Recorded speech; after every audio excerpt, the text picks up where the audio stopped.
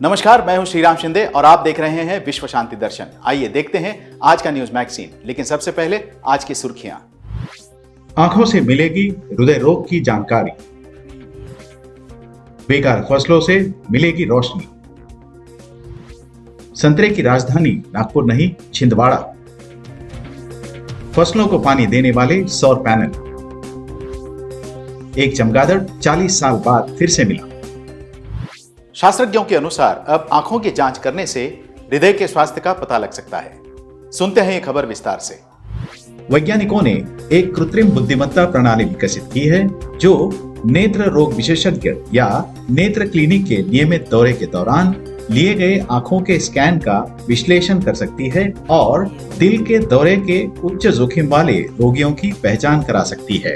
डॉक्टरों का मानना है कि रेटिना में छोटी रक्त वाहिकाओं में परिवर्तन व्यापक संवहनी रोग के संकेतक हैं, जिसमें हृदय की समस्याएं भी शामिल हैं। लीड्स विश्वविद्यालय के नेतृत्व में किए गए इस संशोधन में एआई सिस्टम को स्वचालित रूप से रेटिनल स्कैन पढ़ने और उन लोगों की पहचान करने के लिए गहन शिक्षण तकनीक का उपयोग किया था जिन्हें अगले वर्ष में दिल का दौरा पड़ने की संभावना थी। डीप लर्निंग एल्गोरिदम की एक जटिल श्रृंखला है जो कंप्यूटर को डेटा में पैटर्न की पहचान करने और भविष्यवाणियां करने में सक्षम बनाती है।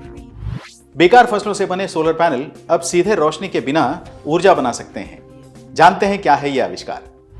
फिलिपिनो के एक आविष्कारक ने राल वाले पैनल बनाए हैं जो फेंकी गई सब्जियों से सौर ऊर्जा का उत्पादन कर सकते हैं और यह तब भी काम कर सकते हैं जब बादल छाए हो, बारिश हो या सीधी धूप न हो। यह पता चला है कि सब्जियों में अत्यंत संवेदनशील रसायन होते हैं जो सूर्य के यूवी प्रकाश को दृश्य प्रकाशक में बदल देते हैं, जिसका उपयोग फोटोवोल्टिक कोशिकाओं से बिजली उत्पन्न करने के लिए किया जा सकता है। दो कांच वाली खिड़की के दोनों कांचों के बीच रखे जाने पर अलग अलग रंग के ये पैनल सूरज की रोशनी को खिड़की के फलक के किनारों में धकेलते हैं, जहां पीवी सेल इन्हें बिजली में बदल देते हैं। ये ऊर्जा 2 स्मार्टफोन को चार्ज करने के लिए काफी है, लेकिन अगर पूरी इमारत को रोशन किया जाए तो ये पैनल अपने चमकीले रंगों से प्रमुख प्रणालियों को ऊर्जा देने के साथ साथ दर्शकों को प्रसन्न कर सकते हैं।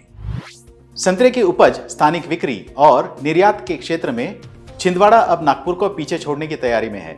डालते हैं एक नजर।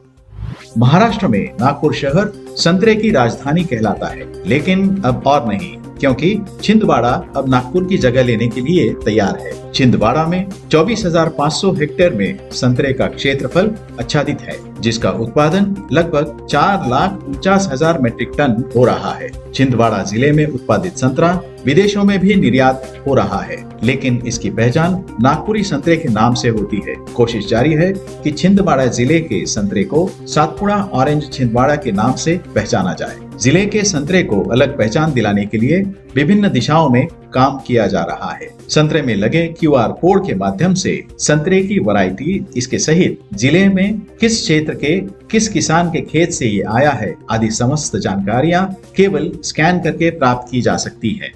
एक संशोधन के अनुसार रेगिस्तान में लगे सोलर पैनल बिजली बनाने के साथ साथ जल से बाष्प खींचकर सब्जियां भी उगाएंगे। लेते हैं ज्यादा जानकारी।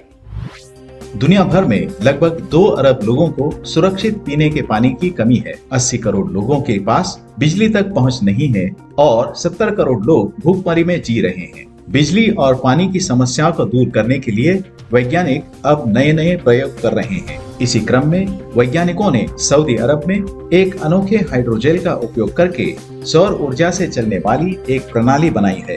ये प्रणाली बिजली पैदा करते समय हवा से खींचे गए पानी का उपयोग करके सब्जी उगाने में मदद करती है। ये प्रणाली शुष्क जलवायु वाले इलाकों में रहने वाले लोगों के लिए भोजन और पानी की सुरक्षा में सुधार के लिए एक स्थायी कम लागत वाली सुविधा प्रदान करती है। ये डिजाइन स्वच्छ ऊर्जा का उपयोग करके हवा से पानी बनाता है जो रेगिस्तानी और समुद्र द्वीपों जैसे दूरस्थ इलाकों में छोटे स्तर पर खेती किए जाने के लिए उपयुक्त है।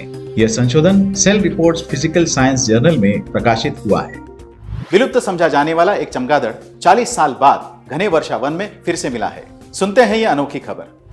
हमारे ग्रह पर पाए जाने वाले 1300 से अधिक चमगादड़ प्रजातियों में से ये प्रजाति सबसे हास्यपूर्ण दिखने वाली होगी, ऐसा बैट कंजर्वेशन इंटरनेशनल के मुख्य वैज्ञानिक कहते हैं। पिछले 40 वर्षों से इसे विलुप्त माना जा रहा था। इस संगठन के निदेशक डॉक्टर जॉन फ्लेंडर्स ने कहा, ये सोचकर हैरानी होती है कि हम इतने लंबे समय के बाद इस चमगादड़ को देखने वाले पहले व्यक्ति हैं। फ्लैंडर्स विशेषज्ञों की एक बहुराष्ट्रीय टीम का हिस्सा थे जो रवांडा में घने वर्षावन का सर्वेक्षण करने के लिए एक अभियान पर थे, जहां वे इन खोई हुई प्रजातियों को पाकर खुश हुए। ये चमगादड़ उनके घोड़े की नाल के आकार जैसा मुंह और उनके नाक पर विशेष त्वचा के कारण पहचाने जा सकते हैं। इसी के साथ साथ आज के न्यूज मैगजीन में यहीं पर रुकते हैं। देखते रहिए विश्व शांति दर्शन। नमस्कार।